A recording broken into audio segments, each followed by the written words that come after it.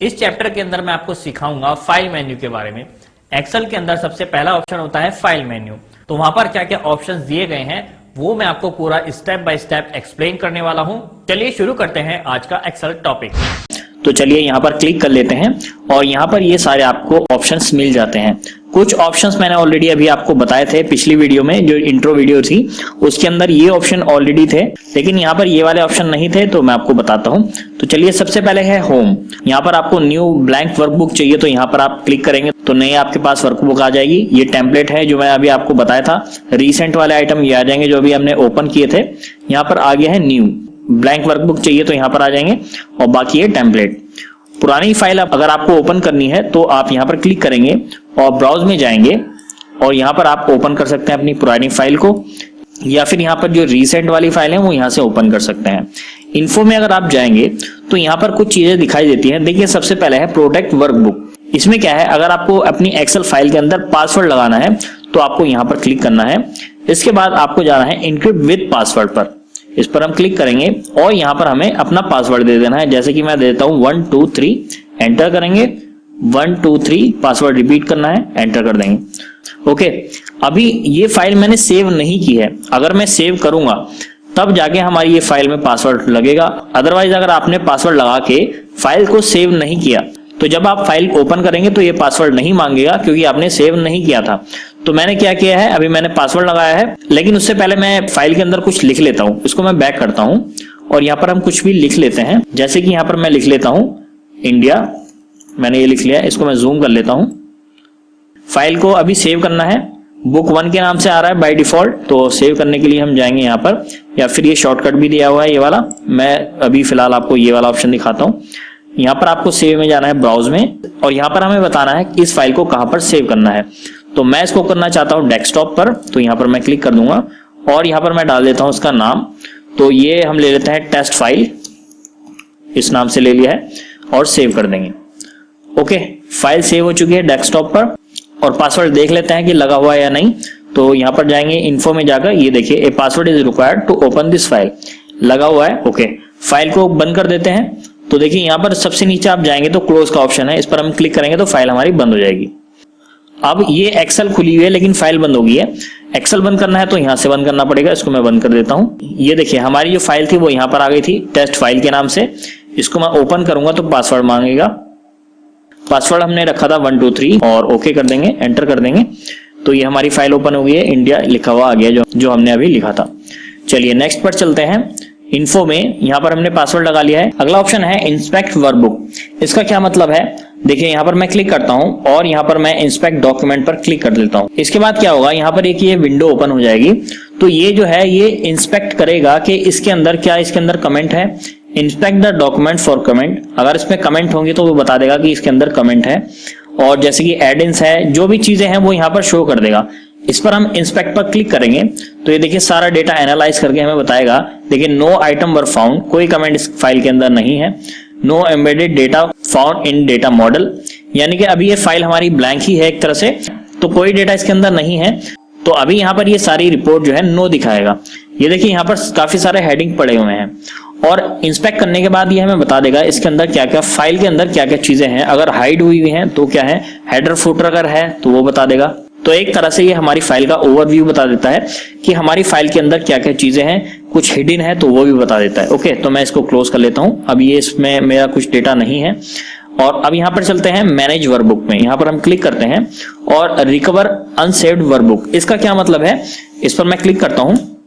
अब कभी कभी देखिए ऐसा होता है कि एक्सेल के अंदर हम काम कर रहे हैं, यहाँ पर कुछ भी काम किया और मैं इसको पहले क्लोज कर लेता हूं, लेकिन क्या हुआ, अचानक से यहाँ पर क्लोज के बटन पर क्लिक हो जाता है बाय मिस्टेक, तो फाइल सेव नहीं हुई है। तो उस कंडीशन में क्या होगा, हमारा डेटा जो है वो लॉस हो जाएगा, वो हमें पूरा दोबारा बनाना पड़ता है। लेकिन यहाँ पर एक्सेल ने एक ऑप्शन दिया है जो कि मैं अभी आपको बता रहा था, रिकवर्ड अनसेव वर्कबुक। इसका मतलब ये है कि आपने अगर फाइल सेव नहीं की है तो एक्सेल ऑटोमेटिकली उस फाइल को कहीं ना कहीं सेव करता है। उसकी वो लोकेशन ये है।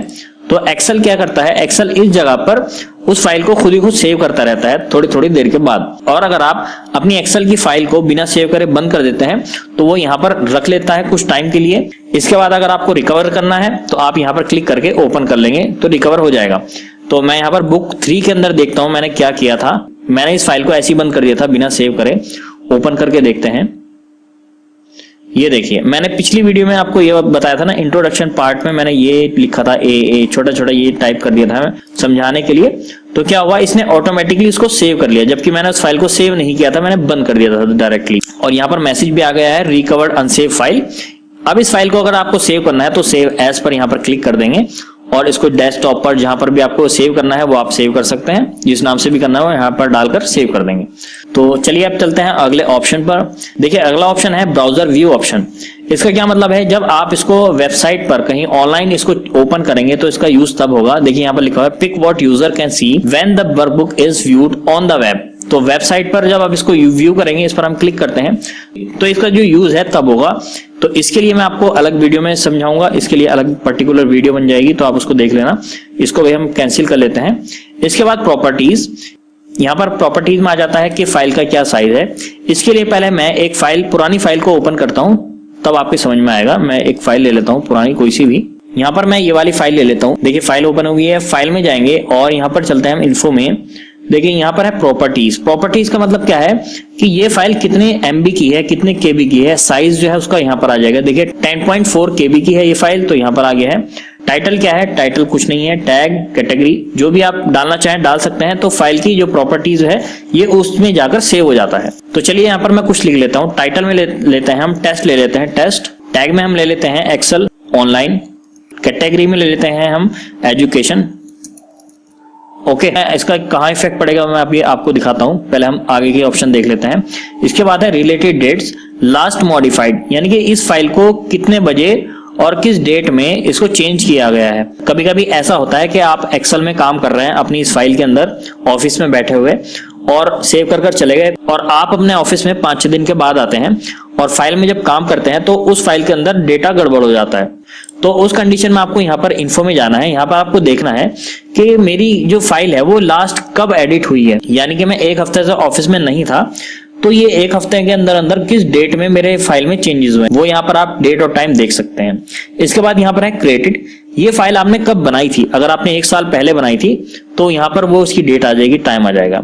लास्ट प्रिंटेड, अगर आपने ये फाइल कभी प्रिंट करी है पहले, या फिर ऐसा हो सकता है कि 1 हफ्ते आप छुट्टी पर थे, किसी ने आके प्रिंट आउट ले लिया, तो उस प्रिंट आउट की डेट यहाँ पर आ जाएगी। यानी कि आपकी हिडन इंफॉर्मेशन थी, किसी ने आके प्रिंट आउट ले लिया, आपकी जो इंफॉर्मेशन है वो चोरी हो गई, आपको पता नहीं है, तो यहाँ पर आपको प्रिंट आउट की डेट दिख जाएगी। उससे आप पता लगा सकते हैं कि किसी ने मेरी फाइल को प्रिंट किया है।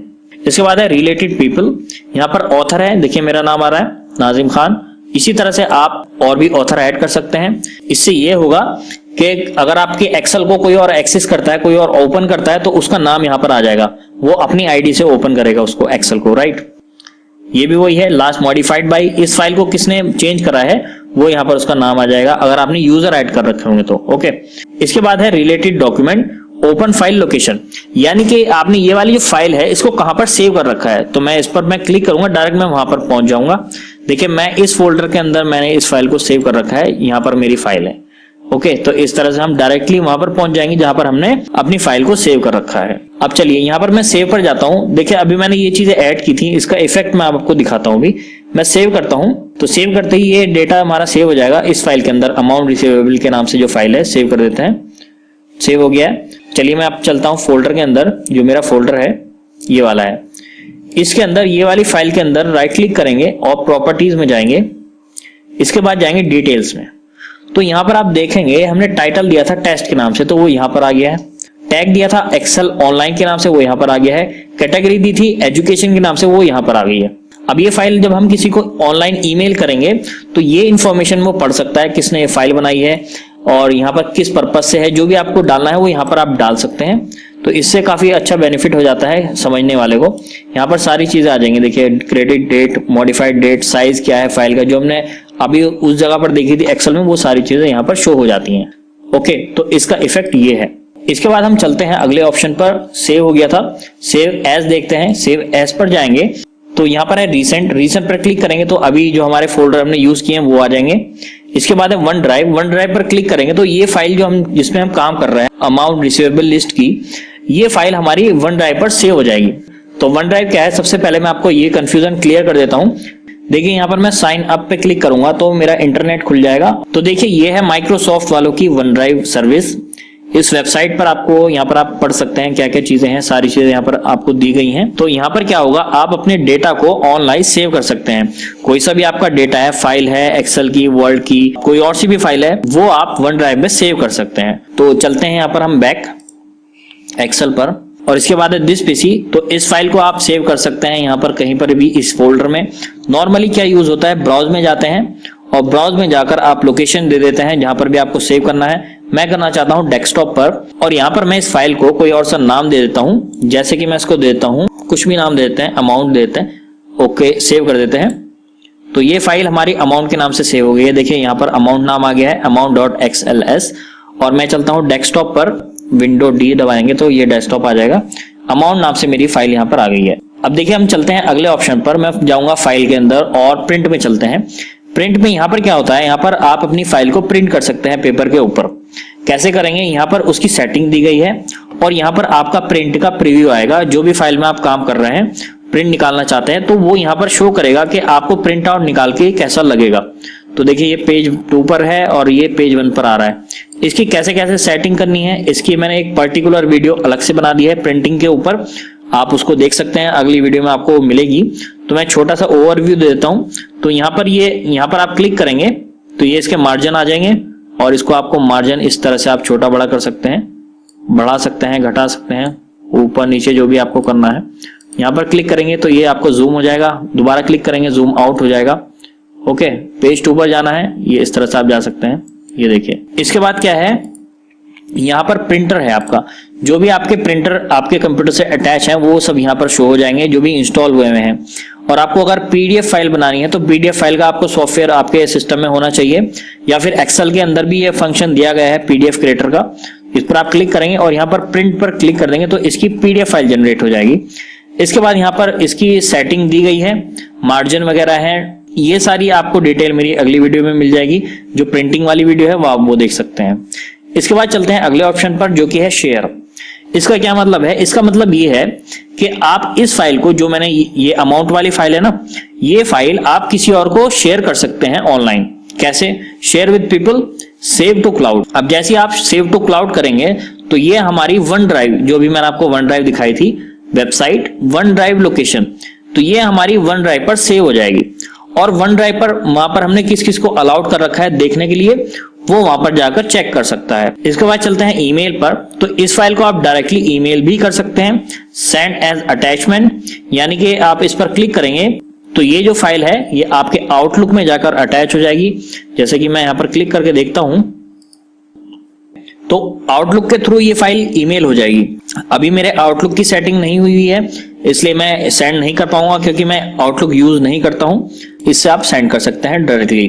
तो चलते हैं यहां पर, ये हमारा ये ऑप्शन हो गया है, send as PDF, send as XPS, इस तरह से भी आप उनको सेंड कर सकते हैं। इसके बाद चलते हैं अगले ऑप्शन पर, जो कि है एक्सपोर्ट। एक्सपोर्ट में क्या है, आप इस फाइल को पीडीएफ फॉर्मेट में सेव कर सकते हैं या एक्सपीएस फॉर्मेट में भी यहां पर सेव कर सकते हैं। दो तरीके हो गए पीडीएफ में सेव करने के, एक तो प्रिंट के थ्रू, यहां पर अगर आपके सॉफ्टवेयर है, सॉफ्टवेयर नहीं है तो आप एक्सपोर्ट में जाएंगे, आपको यहां पर ऑप्शन मिल जाएगा। ओके, तो यहां पर क्रिएट पे क्लिक करेंगे, आपकी फाइल जो है रेडी हो जाएगी। इसके बाद है चेंज फाइल टाइप, यानी कि जो आपकी फाइल है उसको आप किसी और टाइप में भी सेव कर सकते हैं। देखिए यहां पर है XLSX और यहां पर है XLS। ये एक्सटेंशन आप लास्ट की ये वाली देखेंगे ना, ये वाली, तो ये चेंज है, ये अदर फॉर्मेट है। ये देखिए यहां पर मैक्रो एनेबल वर्कबुक है, यानी कि जो मैक्रो यूज करते हैं वो इसके अंदर सेव करेंगे। और यहाँ पर CSV, ये CSV फॉर्मेट में आप सेव कर सकते हैं, टेक्स्ट फॉर्मेट में कर सकते हैं।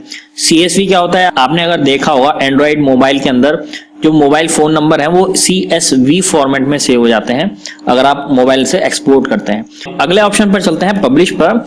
ये देखिए यहाँ पर पब्लिश टू पावर BI, ये माइक्रोसॉफ्ट वालों का एक नया फीचर है पावर BI। तो आपको इसको सीखना पड़ेगा पहले पावर BI को, तब आपको इसका यूज पता चलेगा। नॉर्मली मैं आपको बता देता हूं, इसको आप पब्लिश कर सकते हैं पावर BI पर। यहाँ पर साइन इन करेंगे तो आपको पावर BI एक्सेस हो जाएगा, आप वहां पर इसको पब्लिश कर सकते हैं। अगला ऑप्शन है क्लोज का, जो मैं फाइल में काम कर रहा हूं ये क्लोज हो जाएगी, जो कि मैंने अभी करके दिखाई थी आपको। अकाउंट में जाएंगे तो यहाँ पर मैंने आपको बता चुका हूँ, यहाँ पर ऑफिस कौन सा यूज कर रहे हैं, क्या कोड है, एक्टिवेटेड है या नहीं, वो यहाँ पर आ जाएगा। फीडबैक और ऑप्शंस पर भी हम लास्ट वीडियो में बात कर चुके हैं। तो यहाँ पर इस वीडियो में मैंने आपको सिखाया फाइल मेन्यू के अंदर क्या क्या चीजें हैं। सभी लोगों को इन सारी चीजों की नॉलेज नहीं होती है, जो कि मैंने आपको छोटी छोटी चीजें बताई हैं। यहाँ पर इन सारी चीजों की हर किसी को नॉलेज नहीं होती है। अगली वीडियो में हम सीखते हैं होम टैब के अंदर क्या क्या होता है। तो ये था एक्सेल का चैप्टर नंबर 2, जहां पर मैंने आपको एक्सप्लेन किया है फाइल मेन्यू के बारे में। अब चलिए चलते हैं हम अपने चैप्टर नंबर 3 पर।